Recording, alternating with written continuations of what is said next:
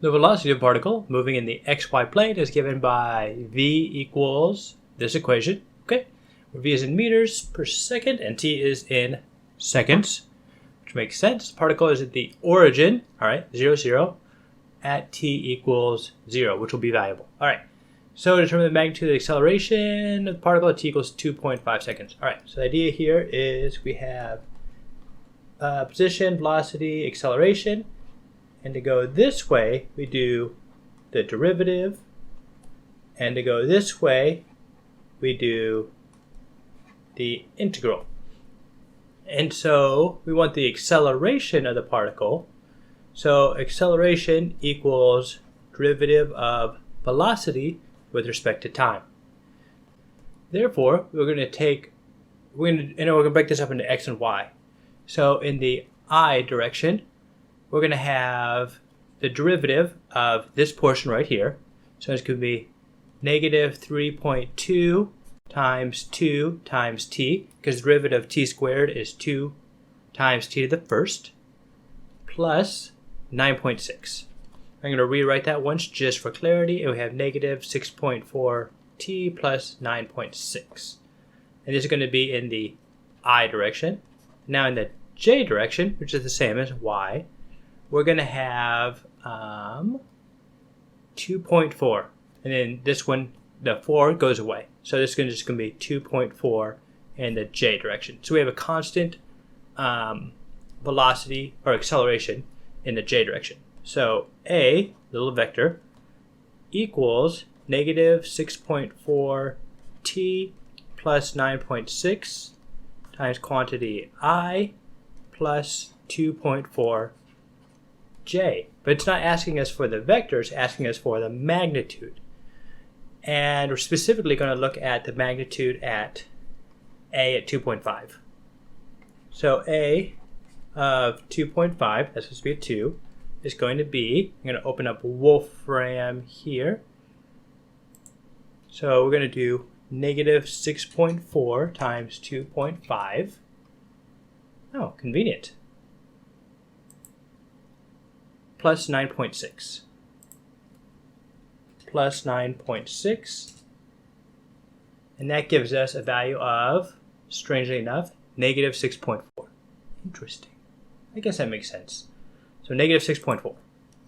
So negative 6.4 in the I direction, plus we have 2.4 in the j direction. And we want to look at this in terms of a triangle, since we want the magnitude. And this is 2.4. I know it's supposed to be negative, but I'm going to go with it.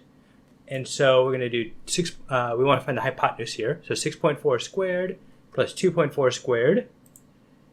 We have, and I ignore the negative because the negative disappears when you square it, plus, I think, was it 2.4? I'm going to have to check. Yes, 2.4.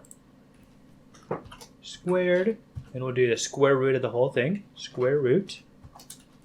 Nope, that's a multiplication symbol. It's probably confused. Yep. And we should get like a 7? 6.8. I'll call it 6.84. I'll call it 6.8. So the magnitude of the acceleration at 2.5 seconds, 6.8 meters per second squared. And I know my work was a little confusing here. Usually you just start from the top, work your way down. Now I'm supposed to go sideways like this. But we got the idea though. All right, so that's how we find the magnitude of the acceleration of particles. So this is the acceleration. This is the acceleration at 2.5. And then this is the magnitude of the acceleration at 2.5. All right, so then they ask us to determine the position of the particle at 2.5 seconds.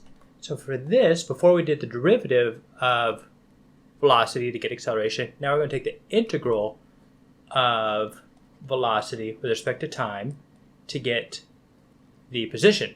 And we're going to do this again in each dimension, I and j.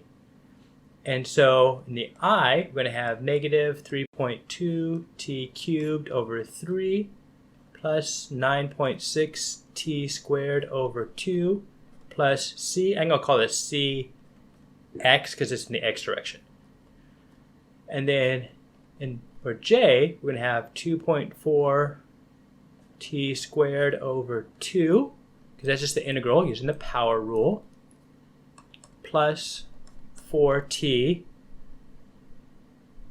plus c, and I'm going to call this cy in the y direction. All right, so now we need to find out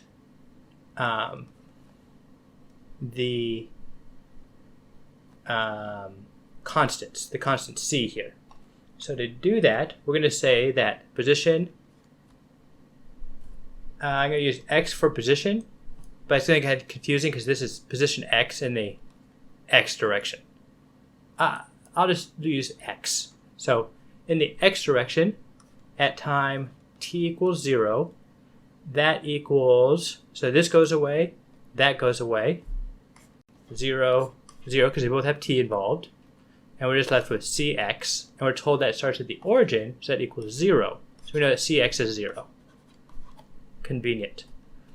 Y of 0, when both of these have t in them, so they're just going to disappear. That's going to equal cy, which we told is also starts at the origin, so cy is also equal to 0. So putting this all together, I'm going to use x for the position now as a function of t, time, equals, I'm going to do the first part up here, so negative 3.2 t cubed over 3 plus, I'm going to write this as 4.8 t squared, and this is all going to be multiplied by I, because it's in the x direction, plus, I'm going to write this as 1.2 t squared, because 2.4 divided by 2 is 1.2, plus 4t, and this is all going to be in the j direction. So determine the position of the particle at 2.5. So now we're going to have to plug in 2.5 for t, and that gives us negative 3.2 over 3 times 2.5 cubed plus 4.8 times 2.5 squared I, and plus 1.2 times 2.5 squared plus 4 times 2.5. We'll go to Wolfram to solve this. And the answer we get is 11.5 for x and 17.5 for y.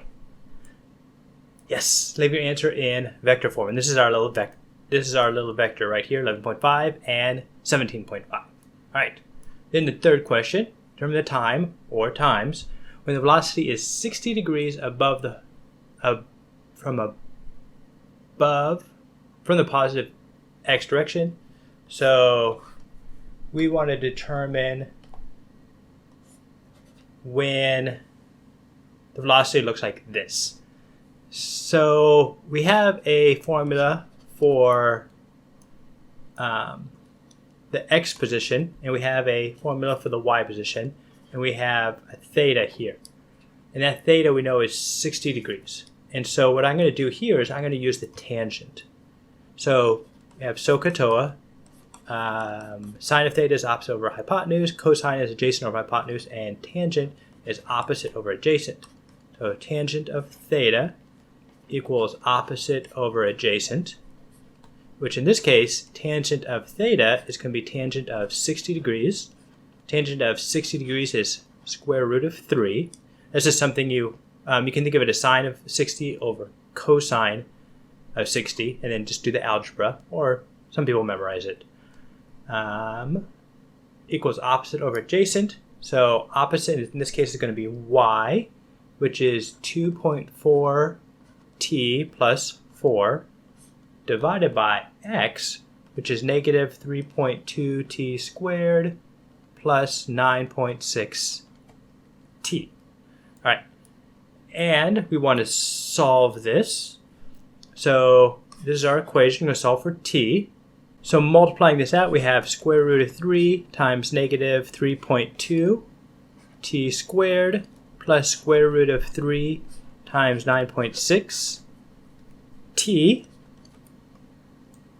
equals 2.4t plus 4 rearranging this just a little bit for convenience, we have square root of 3 negative 3.2 times t squared plus square root of 3 times 9.6 minus 2.4 times t minus 4 equals 0. Now we have a quadratic. Negative b plus or minus b squared minus 4ac square rooted all over 2a. That's just the quadratic formula. And we get the values of 0.32 seconds and t equals 2.25 seconds. So there's 2 points where the angle of the velocity, where the velocity is 60 degrees above the positive x-axis. And the way we found that was we set it equal to tangent of 60 degrees and then put in the data we had from our velocity vector. So I hope that helped. See you next time.